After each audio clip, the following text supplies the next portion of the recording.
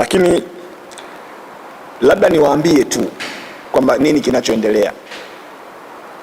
Hivi ninavyozungumza nanyi nimetoka kuripoti kama ambavyo nilitakiwa kufanya katika ofisi za kanda maalumu ya polisi Dar es Salaam, na mashtaka ambayo nakabiliwa nao kama nilivyosema awali, au tuhuma ambazo nakabiliwa nazo, tuhuma ni za kuidharau mahakama. Sasa kwanza mimi sitambui kama kuna amri yote ya mahakama ilitolewa tarehe 27 na ambayo nimeikiuka au nimeidharau kama inavyodaiwa. Lakini pia sikumbuki kama kuna amri yote imetolewa tarehe 13 ya mwezi wa 8 mwaka 2026. Sikumbuki kama kuna hiyo amri. Lakini hiyo amri hata kama ipo,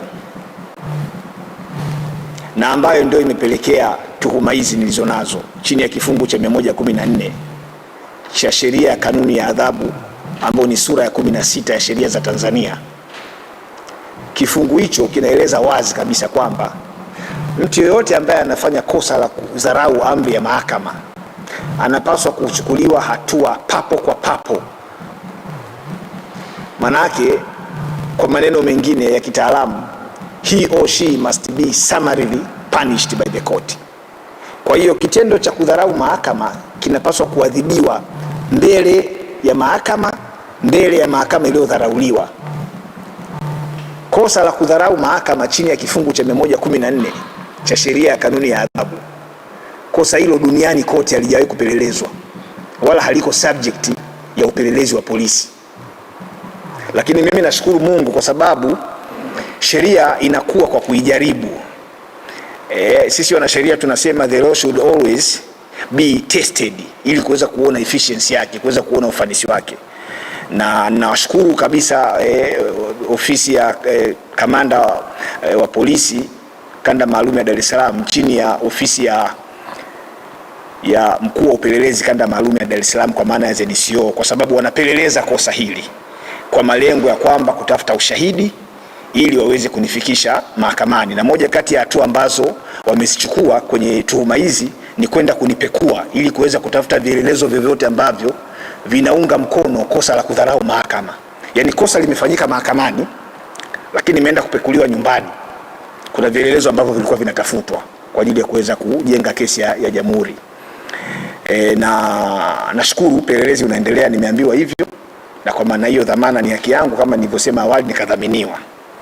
Lakini hii ndio itakuwa kesi ambayo itakwenda kutujengea msingi mzuri sana wa kufanya amri za mahakama ziwe zinaheshimiwa.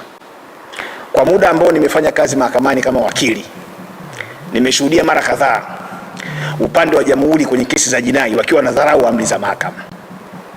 Na mara nyingi huwa inatokea pale ambapo mahakama inatoa amri kwamba upande wa jamhuri kesho walete mashahidi, na kesho wanaleta hawaji na shahidi, wanakuja na kisingizio. Sasa hii kesi inayonikabili mimi, ingawa bado ipo katika ngazi ya upelelezi chini ya polisi, mimi namuomba sana mkurugenzi wa mashtaka anipeleke mahakamani.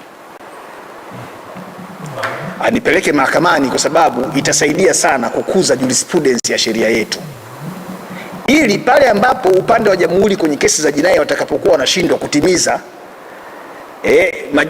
majukumu yao ya kuiheshimu au wajibu wao wa kuiheshimu amri ya mahakama nao wataka walete mashahidi kwenye kesi ambazo wanaambiwa walete, kesi hii itatumika kama precedent.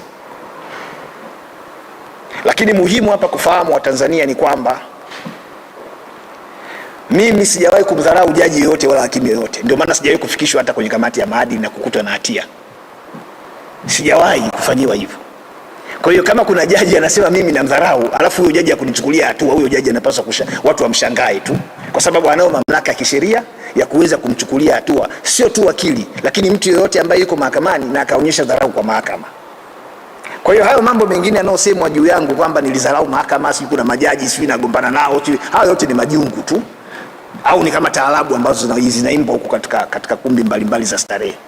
Siwezi kumdharau jaji, siwezi kumdharau hakimu, siwezi kumdharau mtu yoyote, kwa sababu natambua mimi kama mwanasheria nina wajibu wa kuheshimu, sio jaji tu, kuheshimu binadamu yoyote ambaye utu na heshima yake umetajwa si tu hata katika katiba na sheria nyingine za nchi, lakini umetajwa hata katika vitabu vya dini ambazo tunaziamini. Kwa hiyo kesi hii ni nzuri sana inayonikabili. Ni kesi nzuri mno ambayo wananchi wanapaswa kuifuatilia kwa karibu sana. Kwanza kuona, je, ni kweli katika macho ya sheria kesi ya kudharau amri ya mahakama huwa inapelelezwa na polisi? Kama polisi wana mamlaka ya kupeleleza kesi ambayo jaji alipaswa kutoa hukumu pale pale baada ya kuona anadharauliwa, polisi wana mamlaka ya kupeleleza kesi hiyo. Na kama wataipeleka mahakamani kesi ya aina hiyo, maana yake ni kwamba anayetakiwa kuja kuthibitisha kwamba kadharauliwa ni jaji ambaye alikuwa mahakamani. Kwa nataka huyo jaji ambaye alisema mimi nimedharau aje mahakamani, ni cross examine, nimfanyie maswali ya dodoso ili aweze kuambia umma wa Tanzania kwamba ni kwa kiwango gani mimi sina adabu mbele ya mahakama. Ndio maana nimesema hii kesi ni kesi ambayo inaweza ikawasaidia hata wanafunzi wanaosoma sheria katika vyuo mbalimbali vya sheria hapa nchini kuweza kujifunza haya mambo.